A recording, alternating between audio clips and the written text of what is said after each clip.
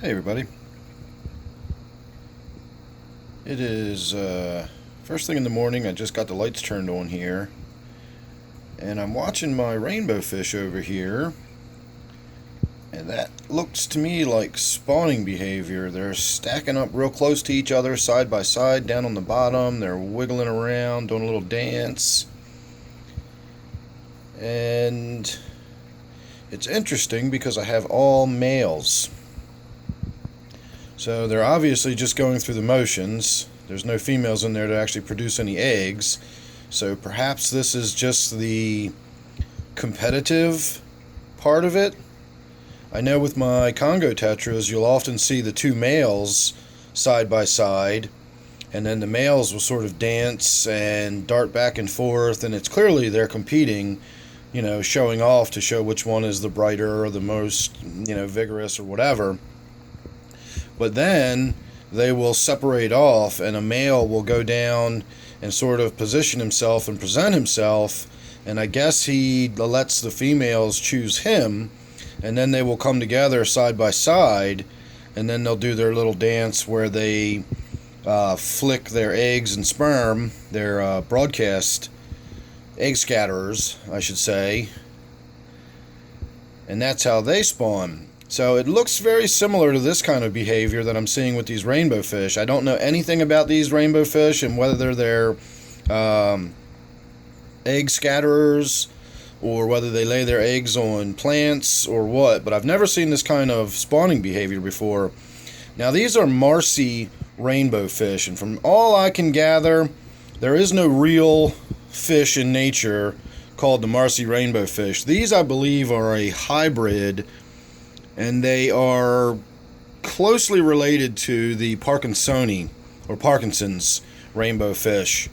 And if they are a hybrid, I'm guessing that they're a cross between a Parkinson's and something else. I've never been able to get any really good solid information on Marci Rainbowfish. Every time I type in Marci Rainbowfish, I often get listings for Parkinsoni. So again, not really sure what to look at here. I would imagine if I was going to look at spawning behavior, I would look up for the Parkinsoni rather than these. But I also find it really interesting how much color I've got on these two. The one has always been very clearly the dominant male. He has that weird sort of humpback, and the coloration on him was much more vibrant. The black line on his fin was a lot more distinctive, and all the other ones paled by comparison. But now I've got these two, this one here and that one there. Both look very similar. So they look like they're starting to come into their own. I'm considering moving these fish to another tank, but the tank I want to move them to is already pretty crowded. So we'll have to see how that works out. I'm also in a situation now where I'm considering moving my figure 8 puffer. He's getting a little big for the 20-gallon tank he's in. And yesterday I had a viewer suggest I move him to a 40, which I would love to do, except I don't have any room to add any more tanks. So one option I have is getting rid of the fish that are in this tank. And by getting rid of them, I mean rehoming them. I don't want to actually get rid of any of these fish. I love all the fish in this tank. I'm just not sure how I would go about doing it. My options so far, and this is what seems like the clearest path forward if I were to do anything, would be to take my T Bar here and put him in the angelfish tank. He would almost fit right in there with the South American, Central American cichlids, the tetras. He would be right at home. I'm just worried about the aggression level of him in the tank with the angelfish, so that's a concern. The gudgeon I could probably get away with putting in my 125. I don't think there'd be any aggression issues, but my concern there is that the gudgeon would attempt to eat some of the otocinclus that are in there, and it could actually wind up killing the gudgeon. Plus, I don't want my otos eaten, even if it doesn't kill the gudgeon.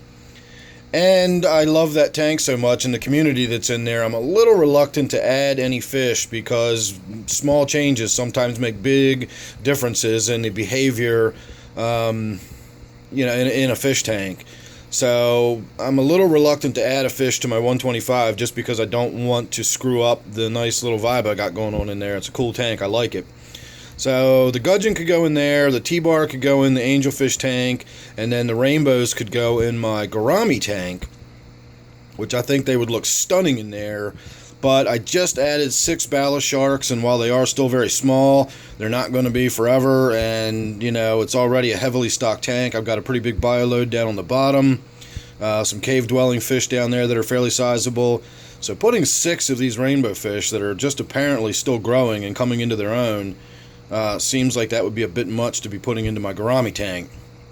If I did that, however, all it would leave would be 1 rubber lip pleco in here, and I could pretty much put that in any tank. I actually have a need for rubber lip plecos in a couple of my tanks, so that would not be an issue at all.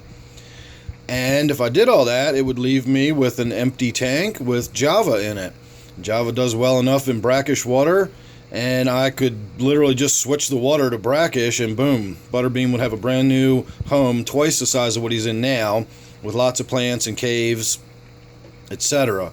So that is something I'm considering, and after seeing this behavior from these rainbows this morning, I may give that more consideration. I think I'm going to go spend the day out on the kayak today. It is 4th of July. It's a beautiful day. I'm not going to be working today, so I may as well go out and enjoy myself on the water. So probably look forward to another kayak video coming up here real soon if that's something you're interested in. I know a lot of people aren't, but you're certainly welcome to just not bother watching any of those videos if you're not interested in them. If you do enjoy them, I'll still be putting them out from time to time. So make sure you're subscribed. You won't miss anything I've got coming up on this tank, none of my outdoors videos, or any of the other stuff I've got going on, because there's always something going on down here in my fish room.